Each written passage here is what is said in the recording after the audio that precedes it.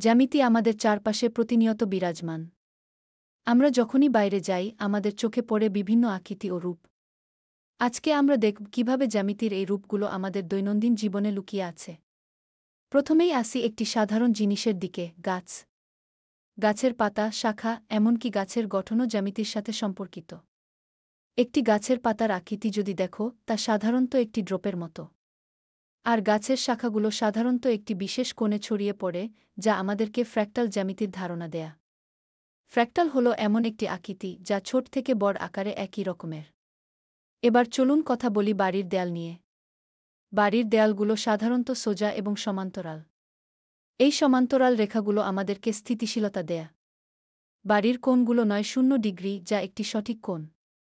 এই সঠিক কোণ ছাড়া আমাদের বাড়ি দাঁড়িয়ে থাকতে পারত না। এখন ভাবো, তোমার প্রিয় খেলনা বল। বলের আকৃতি গোল। গোলাকার জ্যামিতি আমাদের চারপাশে অনেক জায়গায় আছে। যেমন সূর্য, চাঁদ এবং এমনকি জলবায়ু পরিবর্তনের সময় সৃষ্টি হওয়া ঘূর্ণিঝড়ও গোলাকার। গোলাকার আকৃতি আমাদেরকে মনে করিয়ে দেয় যে প্রকৃতিতে সবকিছুই একটি নির্দিষ্ট নিয়মে চলে। এখন আসি রাস্তার দিকে। রাস্তার সিগন্যাল, ট্রাফিক লাইট এবং সড়কের চিহ্নগুলো সবই জ্যামিতির উপর ভিত্তি করে তৈরি। সিগন্যালের আকৃতি সাধারণত ত্রিভুজ, বর্গ এবং বৃত্তের মতো। এগুলো আমাদেরকে নির্দেশনা দেয় এবং নিরাপদে চলাচল করতে সাহায্য করে। আরেকটি মজার বিষয় হল তোমাদের প্রিয় খাবার, পিৎজা।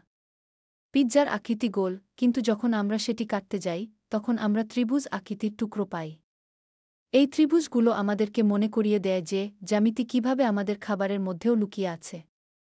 এখন যখন তুমি বাইরে যাবে, চেষ্টা করো তোমার চারপাশে জ্যামিতির রূপগুলো খুঁজে বের করতে।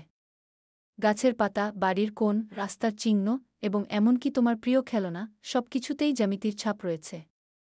জ্যামিতি শুধু বইয়ের মধ্যে সীমাবদ্ধ নয়, এটি আমাদের জীবনের প্রতিটি ক্ষেত্রে বিদ্যমান।